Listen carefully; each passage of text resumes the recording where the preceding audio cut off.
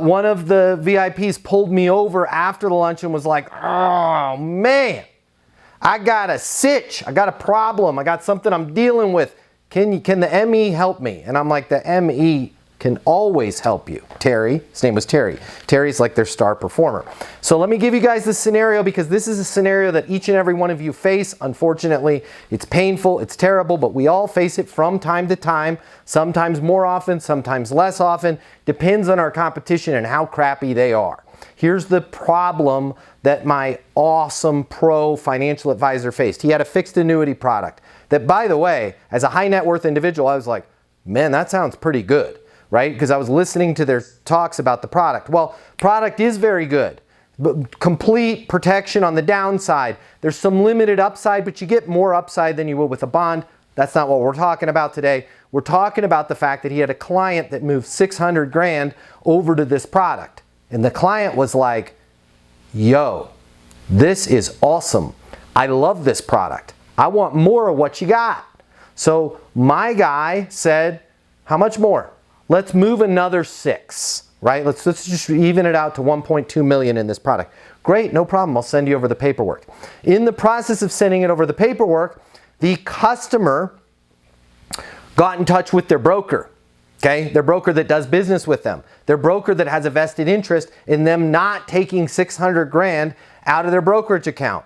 Who wants to unmute themselves and give me an idea of what you think the incumbent broker said to the customer when the incumbent broker figured out there's a new sheriff in town and he wants $600,000 more out of the account? What did that broker say? Obviously, don't do that. I'll help you with something else. Yeah, don't do that. Those guys, I've never heard of them. They're probably unethical. That product sounds too good to be true. Don't do that. What you need, you know what you need is you need to come to my office and let me walk you through. I'll build something just like that, but you don't want to deal with the kind of smells a little fishy, smells a little unethical. I wouldn't do business with those guys, okay? Now, here's the problem. What my high net worth, high performing, superstar financial advisor, he handled it in a good way.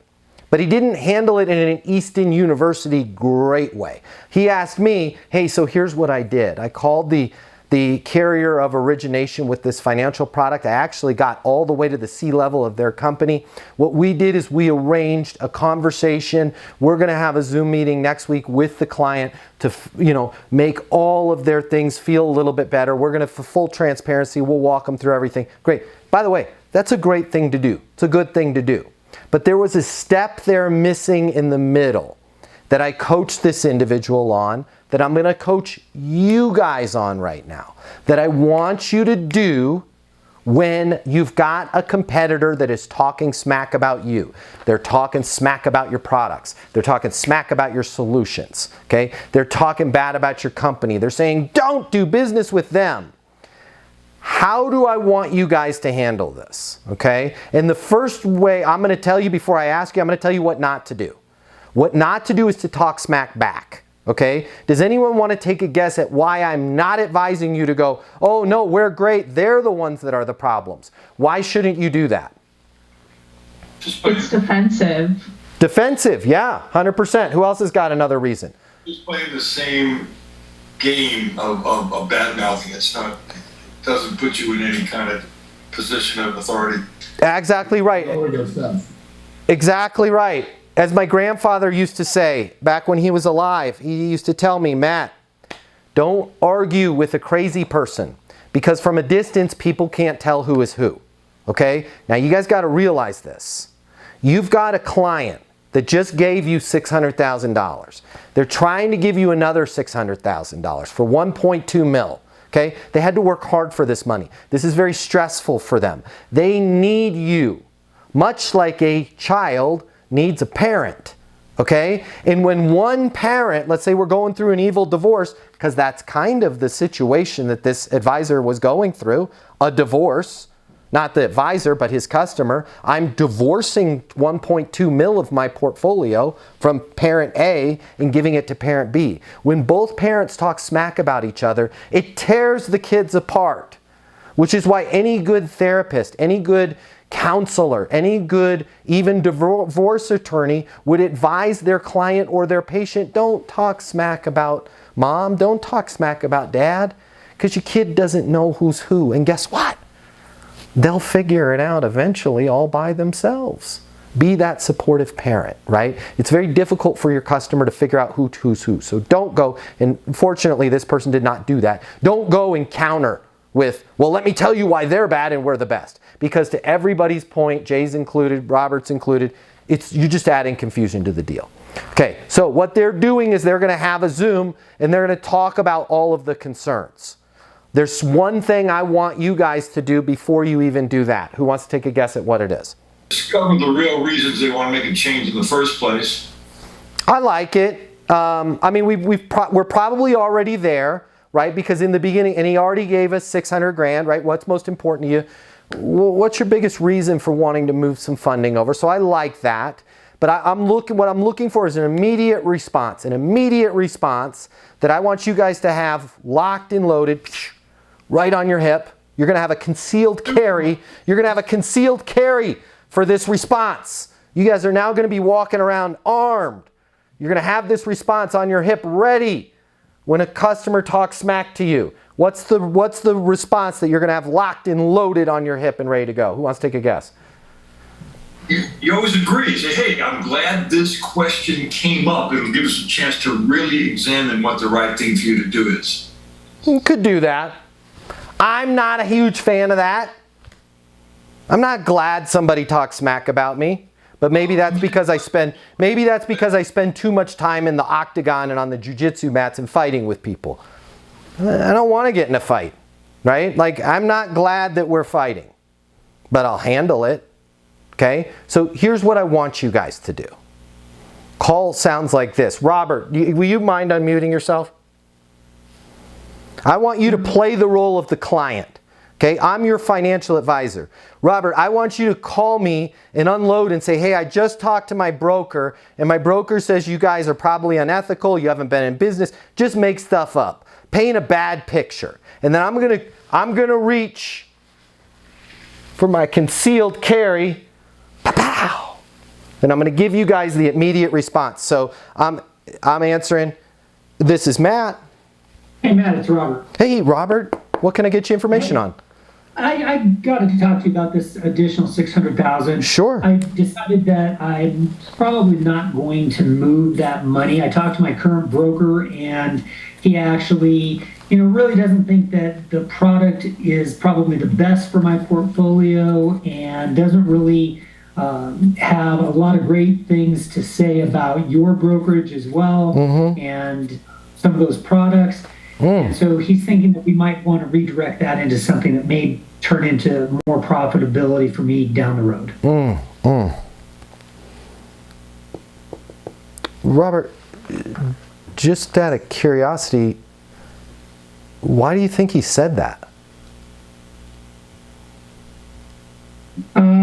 Because, well, I would hope that he's looking out for my best interest, but I would think that, he wants to keep that in the portfolio as well. Yeah, there you go. Is this something he ever discussed with you before, or was this more of a reaction to him losing the 600 grand? Yeah, that's a good question. It definitely was more of a reaction because I'm moving money to you. Yeah, and I'll be honest with you, Robert. I don't agree with how he handled the situation, but I totally understand why this call was placed to you. I mean, you're an ideal client. You're the exact type of client that I want to build my practice around. Like, if I could literally have a portfolio of Roberts, I would, right? So I can understand there's some pain over on the other side of losing another 600 grand. Now, here's what I would not do and never do, and that is try and keep you with us by saying things about other clients. But I'll be honest, and you should know this, and you deserve to hear this, you're the type of client that we want, and I have no doubts you're the type of client that broker wants. What are some of your thoughts as you go through this? main objective is to capitalize on the money and Yeah. put money where it's going to work the best for me and long term for my family. So that's really the main issue. Yeah, and has anything changed since besides the call that you got? And we understand why you got it, but besides that call, has anything else changed with your situation that I should know about?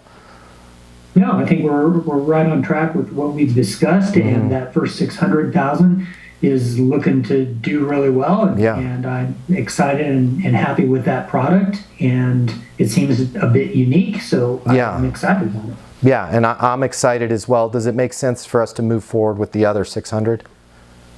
I think it does. I'm just trying to figure out how to handle this other side. Matt, can I interject?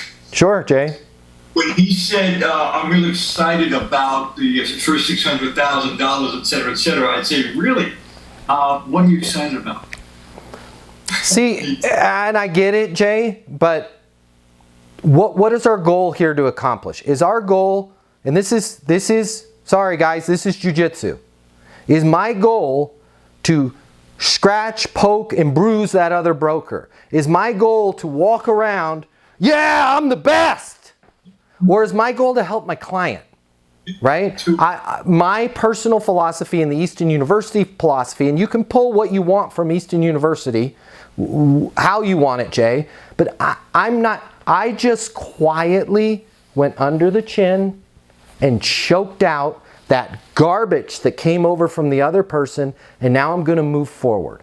I'm not going to continue to resell Robert, because if I try and balance the negativity from the other side with, tell me why you love it, positivity, we are drifting very rapidly into the zone of, tell me what you like most about being at Dad's house.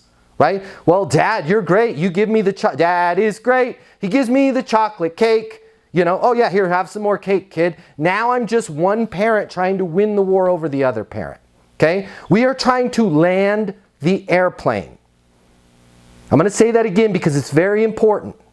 We were just on final with 600K.